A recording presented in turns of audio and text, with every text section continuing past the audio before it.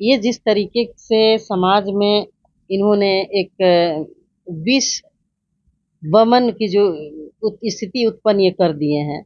जब भी ये बोलते हैं इनके मुंह से विष ही निकलता है, कभी अमृत निकलता है। कौन हिंदू है जिसके मान सम्मान को खतरा उत्पन्न हो गया है, जिसके लिए आप यात्रा निकाल रहे हैं? यात्रा निकालना है तो बेरोजगारी यात्रा निकालिए, यात्रा निकालना है तो महंगाई यात्रा निकालिए। वो अपने पार्टी और परिवार के मंत्री नहीं है, वो पूरे देश के मंत्री हैं, भारत सरकार के मंत्री हैं। पहले उनको मंत्रिमंडल से इस्तीफा दे देना चाहिए। आदरणीय तेजस्वी जी तो पहले भी यात्रा पे निकले हैं, दोबारा निकले, फिर तिबारा जा रहा है।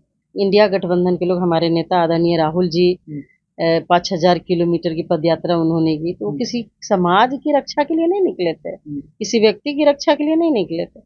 ये यात्रा होती है बिहार के नौजवानों के हित में, महिलाओं के हित में, हिंदुओं को एकजुट करने के लिए और हिंदुओं को एकत्रित करने के लिए केंद्रीय मंत्री गिरिराज सिंह हिंदू स्वाभिमान यात्रा पर निकलने वाले हैं। इस विषय पर हमारे साथ बात करने के लिए कांग्रेस एमएलए प्रतिमा कुमारी हैं, बात करेंगे। मैम, कैसे देख रही हैं उनकी इस यात्रा को?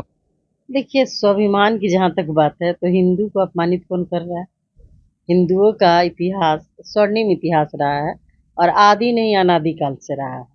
ये अपने स्वाभिमान के लिए यात्रा निकाल रहे हैं, अपने मान सम्मान के लिए निकाल रहे हैं आदरणीय गिरिराज सिंह जी, क्योंकि ये जिस तरीके से समाज में इन्होंने एक विष वमन की जो स्थिति उत्पन्न ये कर दिए हैं। जब भी ये बोलते हैं इनके मुंह से विष ही निकलता है, कभी अमृत निकलता नहीं है। तो अब ऐसा लगता है कि इनको इनके पार्टी और इनके क्षेत्र के अंदर ही इनके मान सम्मान को खतरा हो गया है। क्योंकि पिछली बार आपने देखा होगा कि इनको इनके क्षेत्र में ही लोगों ने काला झंडा दिखाया था और 3 बार के जो एमपी हैं, केंद्रीय मिनिस्टर हैं, बिहार के मंत्री रह चुके हैं, इतना लंबा उनका पॉलिटिकल कैरियर है और उसके बाद उनके क्षेत्र में वो अपने आप को सुरक्षित नहीं महसूस कर रहा है और अपने सरकार में, जबकि डबल इंजन की सरकार है। तो ये बहुत दुखद बात है। वो अपना राजनीतिक जो खोई हुई उनकी राजनीति है, खोया हुआ सम्मान है, उसको तलाशने के लिए वो यात्रा क्या निकाल रहे मैडम, हिंदू एकत्रित नहीं है, एकजुट नहीं है, इसलिए वो यात्रा पर निकल रहे हैं? हैं। जब बीजेपी नहीं थी तब भी हिंदू थे, बीजेपी खत्म हो जाएगी तब भी हिंदू रहेंगे। हिंदू ना खत्म हो रहे हैं और ना हिंदू को खत्म करने की किसी को ताकत है। रही बात माननीय गिरिराज सिंह जी की, तो हम यही कहना चाहते हैं कि पहले तो उनको ये डिफाइन करना होगा कि हिंदू है कौन। जिस तरीके से देश में 6-7 हजार जातियां हैं और हर व्यक्ति की पहचान उसकी जाति से होती है। हिंदू की कहाँ हिंदू से होती है तो कोई कहीं से लड़ता है।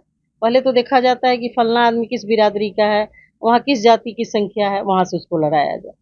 तो ये सब कहने की बात है। और भाजपा जब से केंद्र में आई है तब से इन लोगों ने देश के अंदर इतना खराब माहौल कर दिया है, सामाजिक समरसता को खत्म कर दिया है, सामाजिक विषमता जो है ना एकदम से पूरे समाज में इन लोगों ने घोल दिया। इसलिए उनको डर है, भय है। टिकट तो उनका इस 24 में ही कट रहा था, बड़ी मुश्किल से वो जीत के आए हैं। तो अब लगता है कि अपने मान सम्मान को बचाने के लिए वो यात्रा पे निकल रहा है। वो तो ये भी कह रहे हैं कि बटेगा हिंदू तो कटेगा हिंदू, कौन और जगाने के लिए हम जा रहे हैं। हम एक चीज जानना चाहते हैं कि हिंदू कौन है।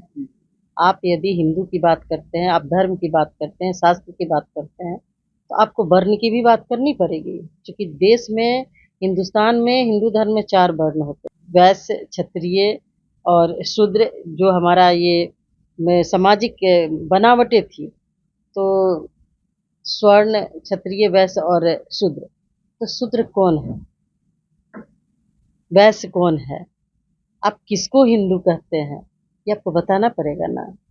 नहीं तो यहाँ तो आज भी यदि दलित समाज का आदमी किसी को बोल देता है, कोई स्वर्ण समाज के व्यक्ति को, तो ऐसा लगता है कि उनके मान सम्मान को ठेस पहुंच गया, उनके आत्मसम्मान को इतनी चोट पहुंचती है कि सब लोग निकल करके, जैसे कि यदि हमारा संविधान नहीं होता, ये अधिकार नहीं मिला रहता, तो उसकी तो सरेआम हत्या कर दी जाती।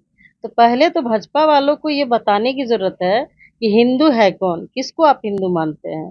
कौन हिंदू है जिसके मान सम्मान को खतरा उत्पन्न हो गया है, जिसके लिए आप यात्रा निकाल रहे हैं? यात्रा निकालना है तो बेरोजगारी यात्रा निकालिए, यात्रा निकालना है तो महंगाई यात्रा निकालिए, यात्रा निकालना ही है तो समरसता, सामाजिक समरसता यात्रा निकालिए। इस तरह का डपोर संखी से काम नहीं चलेगा।